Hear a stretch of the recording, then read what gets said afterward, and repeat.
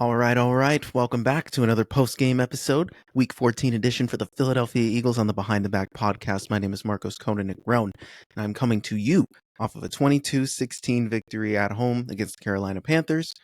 This one was touch and go, guys. I think that there was, before I get into, the negatives of it all, I think there's a few things we want to address going into this post-game. Number one, we're 11-2. A win is a win, no matter how ugly it is. We've had some ugly ones here during this win streak. We've peeled off 9 straight. Nick Sirianni's 45-19 in his career so far, the highest current winning percentage among coaches.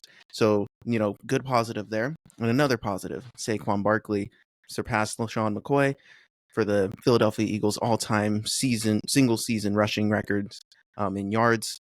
And again, just another incredible moment for another special player who just continues to show out and is the engine of this team. We finishes with 20 carries, 124 yards.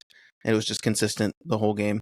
Didn't really start until the second quarter. As usual, this team doesn't really begin their game until the second quarter happens. So, the offense was clunky at times, and it was really just ran through Saquon, to keep drives alive and to sustain momentum before, finishing off drives. So shout out to Saquon. He's continuing to, have records and shatter expectations his entire time being here. And now he's on to potentially go for the rushing record. Now, if that doesn't happen, that's okay. I think that, what he's accomplished this season and so far has already just been incredible. But that would be a really cool story to follow. And he's on pace. So that's something we'll have to monitor as the weeks go on. So that was one thing. Shout out to Saquon continuing to be awesome. Now, the defense, listen, they were dealing with some injuries. Reed Blankenship wasn't playing. C.J. Gardner-Johnson was in and out of this game with some, tough hits that he took. But overall, I thought they did a good job. Bryce Young, I think he played a good game. I think he played solid. He had that one interception. The Eagles were getting pressure on him, but he did a really good job just escaping the pressure and keeping plays alive. Him and Adam Thielen were really working well together. Adam Thielen with 100 yards on 9 catches. He was doing a good job against these rookie receivers. I think out of all these star players that these corners have been tested against, it's interesting that all of them, a true veteran in Adam Thielen, really showed his experience versus guys like Cooper, and he had a big game for it, and they were converting huge third downs because of Thielen. So there were some moments where we bent, but we never broke, and I think we were able to stifle Bryce Young, especially when it mattered most. Listen, Bryce made some special plays. Like, they were backed up at their own end zone, and it was to close out the last possession, the final possession, and he escapes and was able to make a huge throw when it mattered the most. So Bryce Young did what he could to keep this team alive, especially with running back Jonathan Brooks getting hurt, and it was a non-contact injury. So you can only really assume the worst with those kind of things. So they were down to Chuba Hubbard, and just one running back makes it a little bit predictable. It's not like you can run him into the dirt the whole game. So the Eagles got to plan around that, and yet the Panthers were still finding ways to move the ball. So, you got to give them credit. Against a good defense like the Eagles, they kind of did a good job of making sure they got the ball out quick. Bryce was able to get to his first read and make it work. So, you gotta give them credit for giving the Eagles the game. But at the same time, the Eagles defense stepped up. Zach Vaughn made some good plays. Nakobe Dean, they were playing very well. The defensive line was getting pressure. I wish that they would have finished a few of them, and I'm sure they felt the same way. But, you can't complain about that when they're generating that kind of pressure. So they were doing great. Now, the back end, C.J. Gardner-Johnson set the tone for today. He had an interception. He had a lights-out hit on Xavier Legette right away to start the game. And it was because of CJ that kind of set the tone in this game. Did he have the best game? No, because on the last drive, he almost gave up the game-winning touchdown to Legette, who just barely dropped it. The Eagles got away with that one for sure. But the energy was still there, and they were making up for the offense kind of sputtering. And the thing is, with the offense, it's interesting how we approach it, right? I think, when you look at the kind of transformation of the Eagles' identity, it's gone back to that 2021 style where they were running way more than they were passing.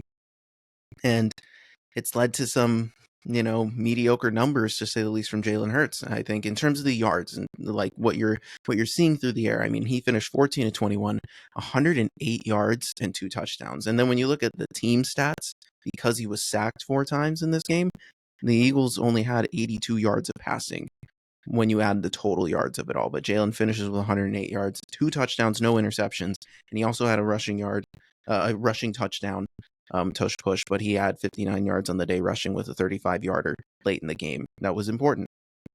But Ben and I talked about this during the game. He mentioned he's like, the passing offense is a little sketchy, and that might cost us in the playoffs. And I was thinking about that, especially when combined with Jake Elliott missing field goals. He's 0 for 5 from 50 plus, and that definitely affected a decision later in the game with how the Eagles kind of approach things. So you don't have the reliable Jake Elliott to kind of save you in some of these bad possessions. So you do have to capitalize a little bit more.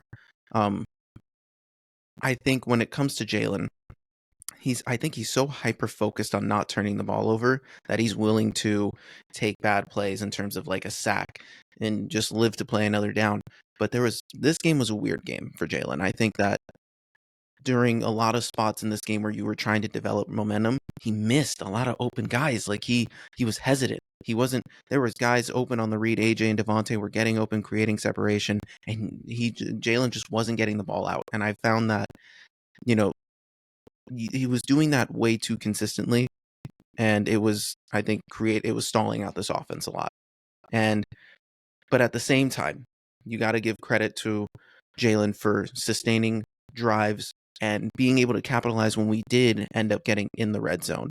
And he threw those 2 touchdown passes, and again, no interceptions, no fumbles, another clean game. So he started off the whole season super poor, and he still only has 5 total interceptions on the year, and that's a testament to what he's done during this 9-game stretch. So it's weird because you hear the locker room talk with AJ, and AJ said, it's hard, it's incredibly difficult to get a rhythm when your offense is running as much as we are. But it's interesting too, because Saquon only got 20 carries in this game. Jalen carried the ball 8 times and 3 for Kenneth Gainwell. So 31 total rushes, but the Panthers rushed for 34. They rushed 34 times. So it's not like it's not like we're having rushing plays at an insane clip that's handicapping our ability to pass the ball. I think if Jalen doesn't run and he throws the ball, he's throwing 30 passes, and that probably his numbers are looking a little bit better. And at the same time, despite him being hesitant, in the moments in the red zone, he was able to capitalize and have touchdowns. And I also don't think that, despite all this inconsistency in the pass game, we're still generating points and we're still moving the ball when we want to and when things are going. So I think it's just a matter of finding more consistency. I think the argument is people think that, okay, when we get to playoffs, you're going to need to rely on Jalen to throw the ball way, way better, throw the ball a lot more, get more yards. And when I watch this team, I kind of disagree with that a little bit. I think that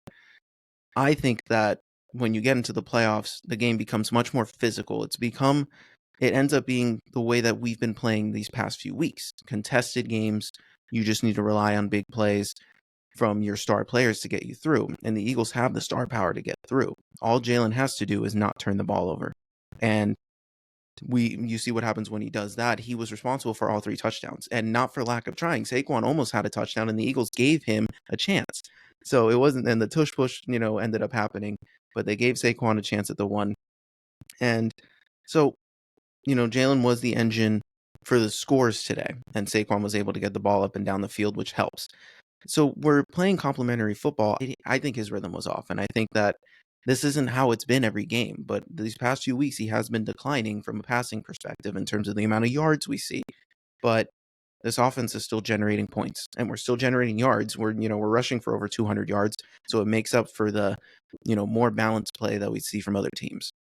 So when it comes to the playoffs, if we're able to control clock with time of possession by running the ball, play really well and aggressive on defense, which we've shown we can do against these top level teams, I think that's sustainable. Now, you have Jake Elliott missing 50 yarders, you lose that reliability piece on special teams. That's going to be a little worrisome too. But people are going to talk about, I know the narrative is going to be these next few weeks, well, the Eagles passing game isn't insanely good this year, and you have A.J. Brown and you have Devontae Smith. How are they not generating more yards? And I also think it could be the way that teams are playing the Eagles, right? I think they're finding ways to try to stack the box to stop Saquon while also saying, hey, we're not going to let you throw over the top of us with AJ and Devontae. We're going to ask you to throw in between the numbers, short passes only, and see if your guys can make plays off that, which they can. But if you're stopping that versus manning up and trying to go one-on-one with AJ and Devontae and losing that battle, I think teams have been adjusting and keeping them in front, giving them the short stuff. And Jalen, the way that they were, I think this was a Kellen Moore play calling thing too. You're calling these semi-long developing plays, and Jalen's not able to get the ball out quickly. Now, there was plenty of opportunities where Jalen missed guys and just hesitated to throw the ball, and that has to be better. But that hasn't been the case all year for him. So I think this was just a good job by the Panthers defense for doing a good job and just staying in place and, staying in their zones and guarding their guys well. And, the Eagles just weren't able to capitalize as much as they could have. But listen, at the end of the day, this Panthers team was frisky. They played a great game, and the Eagles played a C game, and we were able to come out and still win, and we were in control of it until the end, and there were self-inflicted wounds that kept Carolina in this. And I think that you can take a game like this and say, hey, listen, we survived this game. We did what we had to do. We've won 9 straight. We're 11-2 now. Now it's time to peel off and finish this stretch strong. So when I think about next week and against Pittsburgh, who just played a really great game against Cleveland today, it's going to be a matter of they're going to be coming in hot, but they're coming in, they're coming into Philly. It's going to be a fun, intense matchup. And I do think that in those moments, this team plays up to the level of the competition that they're on. So it's going to be a gritty game. It's going to be a physical game. The Steelers have some pieces coming back that make them even more dangerous, especially on the defensive side of the ball. So that's something we're just going to have to monitor. And listen, we're winning these games now. We're just stacking wins. So at the end of the day, the Lions keep winning. So it might get to a point where, even if we do lose against the Steelers, it's not going to cost you the division. We just clinched a playoff spot today. So we're guaranteed a spot in the dance, and that's really all that matters. So now the difference is, are you fighting for a 1 seed or a 2 seed? And if you can keep on winning to stay away from the wild card. But I'm confident in this team. I think that I was telling Ben, I was like, yeah, the passing has been clunky. It hasn't looked good. But I'm weirdly not worried because the defense is good enough. If this was last year, the defense was a problem. And the defense was dealing with injuries today, and guys were coming in. You're seeing Avonte Maddox come in at safety, and, we're relying on Tristan McCollum. We were definitely missing moments where Reed Blankenship being there would have made a difference. And I do think that once he gets back from concussion protocol, that it'll, shore up a little bit on the back end. But overall, this is a game that I can't really complain about. If people are going to come out and say, oh, the passing offense needs to be better, everyone in that locker room is aware of that, including Jalen. And listen, the wide receivers are divas. They're going to be disgruntled. That's just part of the business. That's just how it works for them. So I'm not really worried about what AJ has to say. He's always complained even when things are going well. And, at the end of the day, they're here long term. They're paid. So it's not like this is going to ruin the vibes of it. The team is happy for guys like Saquon for establishing the record. And that's just the expectations they set for themselves. They want to be better. They want to be a true juggernaut where they're just throwing the ball for 300 yards and also getting 100 yards on the ground too. So on days like this, I can understand why it's frustrating against a team that you should have had a little bit more success on throwing the ball. But we're going to see next week, it's going to have to be more of Jalen. Next week, it's going to need to be more of AJ and Devontae if we want to beat a team like Pittsburgh, who has the talent to stop Saquon and this offensive line on the ground. So it's going to be, we took care of business, but it's in preparation for a big game coming up next week. We could have just taken this loss this week and we'll have to worry about next week. But now, took care of business at home. Yeah, we got away with it, but at the same time, we executed when it mattered most. And, I can't really complain about that. So let's finish this off by talking about some game balls here. Obviously, the first one has got to continuously, and it always feels like this way, always goes to Saquon. Again, when you do something that hasn't been done in Eagles history, you get a game ball. set the franchise record for rushing yards in a single season. That's incredible. And he's still got 4 games to go to see if he can go after that all-time record. So shout out Saquon for just being consistent.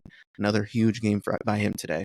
And my second game ball is going to go to CJ Gardner-Johnson. He did a great job just establishing the energy and the intensity that this team needed defensively. And he made the biggest play going into halftime and, getting that interception, which led to the Eagles scoring going into halftime, and that kept us in the lead the rest of the way. So, I can't complain about how this defense played. So my final game ball, it's going to sound weird, but it's going to go to Jalen Hurts. And I think when I look at Jalen, I texted Ben during this game, this is a bad Jalen game. But when Jalen needed to make a play, he always made it. And I think when you finish with all your team's points, you're responsible for all your team's points, and you didn't throw an interception in the red zone. You hit Grand Calcaterra, you hit Devontae Smith, you hit A.J. Brown at times to get first downs. Like, yes, you need to play better, but when you are effective and throwing the ball without turning the ball over, and then you can generate rushing yards, and you broke off that 35-yarder, you finished with 59 yards on the ground and a touchdown, you were important. You were the main reason this team won this game. So on the offensive side, it can get better. That's the thing. I'm not worried about this team offensively. It's a matter of how they choose to beat you, because they can beat you through the air and they can beat you through the ground. But I do think it's an adjustment period by this whole offense from a play calling perspective and an execution perspective to really just kind of shore things up in these last few weeks. And you're going to get good chances to do that. Now, the Steelers are going to be the last great test that you're going to get before the playoff run. Like, yes, Washington, but you've already played them before. So you're going to get a great chance against a potential Super Bowl matchup in the AFC. So you're looking at the Steelers game as another barometer game. And you got through the Panthers game, and that's all you can really ask for. So I'm looking forward to what this team can do. And I'm looking forward to the way that this team approaches next week. It's going to be very interesting to see if they're just going to stick to their guns, because it's not like they don't listen. They're aware of the things that they need to clean up. And Nick Sirianni says, you guys are allowed to enjoy this. Please, celebrate this. It's a part of a process. You got to enjoy the journey, and you know that the hard work you're putting in is going to pay off. So you just got to go back and clean up the crap that hasn't worked and that wasn't working this week and make it better next week. And this team is ready for that. They have done that.